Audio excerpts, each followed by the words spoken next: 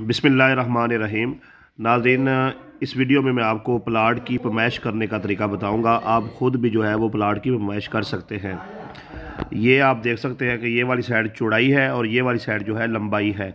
अब इसकी जो लंबाई है वो 50 फीट है, इधर से भी 50 है, इधर से भी 50 है, और जो चौड़ाई है वो 25 फुट फ्रंट है और बैक से भी 25 है। इस तरीके से आप जो है इसको आप ये देखें 25 ज़रब 50 करेंगे तो इसके फुट निकल आएंगे। एक मरले में 272 फीट होते हैं। तो इस हिसाब से आप अपने प्लाट का जो है वो साइज़ निकाल सकते हैं क्या साइज़ है। अच्छा, ये तो हो गया सादा तरीका, यानी अगर प्लाट की लंबाई चौड़ाई एक है तो आपको लंबाई को चौड़ाई से ज़रब देंगे या चौड़ाई को लंबाई से ज़रब देंगे तो आपके प्लाट के जो फिट हैं वो निकल आएंगे। लेकिन ये एक दूसरा तरीका है जिसमें बिलफर्ज हम करते हैं कि इसकी बैक जो है वो 50 फीट है, फ्रंट जो है वो 40 फीट है, या 40 बैक और 50 फ्रंट हो, जो भी हो, यानी कि एक साइड से 40 है चौड़ाई और एक साइड से 50 है, और इसकी जो लंबाई है एक साइड से 70 है और दूसरी साइड से 80 है। अब इसके चारों जो जैंचे हैं, चारों साइडों जो है वो मुख्तलिफ हैं।